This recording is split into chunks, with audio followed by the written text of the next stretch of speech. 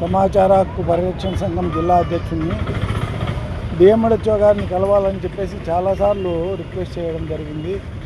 కానీ ఆమె ఇంతవరకు కూడా టైం ఇవ్వలేదు. ఈరోజు 11:30కు రమ్మని ఆమె 11:30కు కరెక్ట్గా 11 మేము కాంపౌండ్లోకి ఎంటర్ అయితేనే ఆమె బయటకు వెళ్ళిపోయింది. మళ్ళీ ఫోన్ చేస్తే కలెక్టర్ రమ్మన్నారు, వెళ్తున్నానని చెప్పేసి చెప్పడం జరిగింది. ఏది ఏమైనా ఆమెను కలిసాలంటే తర్వాత ప్రతిసారి ఫోన్ చేయలేక ఇంకా విలేని పరిస్థితిలో వెనక్కి వెళ్తున్నాము.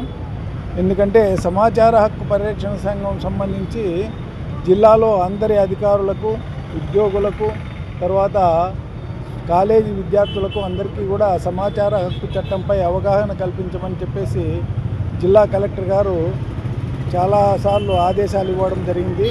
కానీ ఈ కార్యాలయంలో ఇంతవరకు కూడా, ఎందుకంటే 2 సార్లు వాళ్ళని పర్మిషన్ అడిగినా, రిటర్న్లో పర్మిషన్ అడిగినా కూడా ఈరోజు వరకు కూడా ఇవ్వలేదు. ముఖ్యంగా ఈరోజు ప్రైవేట్ హాస్పిటల్స్ దోపిడీ ఎక్కువైపోయింది జిల్లాలో. ప్రైవేట్ హాస్పిటల్ సంబంధించి Indian medical association, Indian medical council నిబంధనల ప్రకారం 2002లో నిబంధనలు వచ్చినాయి. ఆ 2002లో నిబంధనల ప్రకారంగా దాదాపు ప్రతి పేషెంట్ రికార్డు కూడా 3 సంవత్సరాలు భద్రపరచాలా. ఒకవేళ పేషెంట్ రికార్డు అడిగితే 3 రోజుల లోపలే ఇవ్వాలి. చాలామంది ఇవ్వడం లేదు ప్రైవేట్ హాస్పిటల్స్. తర్వాత ప్రైవేట్ హాస్పిటల్స్ పైన కేంద్ర సమాచార కమిషనర్ మాడబూరి శ్రీధర్ 2016లో ఒక తీర్పు ఇవ్వడం జరిగింది.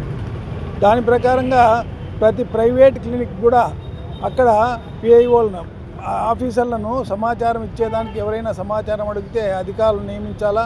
ఏ హాస్పిటల్ కూడా జిల్లాలో నియమించడం లేదు. అదేవిధంగా కేషీట్, ఏ రోజు కేషీట్ ఆ రోజే ఇవ్వాలి. కేషీట్ వాళ్ళు చాలామంది ఆఫీసర్లు ఇవ్వడం లేదు. ఈ విషయాన్ని గురించి డిఎంహెచ్ఓ గారితో పర్సనల్గా డిస్కస్ చేద్దామని చెప్పేసి టైం అడిగితే ఆమె ఇవ్వడం లేదు. కాబట్టి మేము పత్రికాముఖంగా అయినా ఆమె రెస్పాండ్ అవుతుందని మేము చెప్తున్నాము. ఎందుకంటే పేషెంట్కు ఆ రోజు అడ్మిట్ అయిన తర్వాత ఆ రోజు కేషీట్ ఇవ్వకపోతే కేషీట్లు తారుమారు చేసేది అట్లా ఉంది. తర్వాత ఆ కేషీట్లో ఏదన్నా మార్చేదానికి, తర్వాత అనవసరమైన స్టంట్లు వేసేదానికి, తర్వాత అనవసరమైన సిజేరియన్లు, గర్భిణీలకు ఆపరేషన్లు చేసేది, తర్వాత ఈ ఎడమ చేతికి ఆపరేషన్ చేయమంటే కుడి చేతికి ఆపరేషన్ చేసేది, తర్వాత కడుపులోనే ఫోర్షిప్స్ మర్చిపోయిన కాలాలు ఇట్లా ఉన్నాయి. కాబట్టి శ్రీధరాచార్యులు ఇండియన్ మెడికల్ కౌన్సిల్ ఆధారాలు కావచ్చు, ఆర్టీఐ చట్టం కావచ్చు, వినియోగదారుల చట్టం కావచ్చు, క్లినికల్ అండ్ ఎస్టాబ్లిష్మెంట్ యాక్ట్ కావచ్చు, ప్రైవేట్ నర్సింగ్ హోమ్ యాక్ట్ కావచ్చు, తర్వాత ఇతర లాస్ అన్నీ కూడా పరీక్ష చేసి గవర్నమెంట్ ఆఫ్ ఇండియాకు ఒక సూచనలు కూడా చేయడం జరిగింది. ఇవన్నీ కూడా ఎప్పటికప్పుడు అందేదట్లా చూడాలని చెప్పేసి. కాబట్టి జిల్లాలో అన్ని ప్రైవేట్ హాస్పిటల్స్ కూడా పిఐఓలను, అంటే పౌరులకు సమాచారం ఇచ్చేదానికి ఒక అధికారిని నియమించాలని, అదేవిధంగా పేషెంట్లకు ఏ రోజు కేసీట్ ఆ రోజే, ఎందుకంటే మంచి స్టంట్ వేస్తామని చెప్పేసి డూప్లికేట్ స్టంట్లు వేసేది, మంచి కంటిలో మంచి లెన్స్ వేస్తామని డూప్లికేట్ లెన్స్ వేసేది, ఈ విధంగా తారుమారు చేస్తున్నారు. కాబట్టి ప్రైవేట్ హాస్పిటల్స్ అన్నీ కూడా కేసీట్లు ఇవ్వాలని చెప్పేసి తీర్పు ఇచ్చింది సమాచార కమిషనర్ ఆర్డర్ను ఇంప్లిమెంట్ చేయాల్సిన అధికారులు నిమ్మకు నీరెత్తినట్లా ఉన్నారు జిల్లాలో.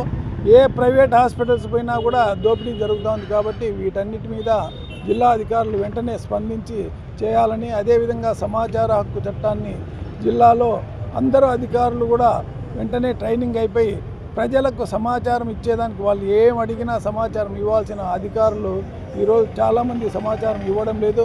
ముఖ్యంగా డిఎంహెచ్ఓ కార్యాలయంలో ఎన్నో అవకతవకలు జరుగుతున్నాయని చెప్పేసి గతంలో ఎన్నోసార్లు పేపర్లలో కూడా రావడం జరిగింది.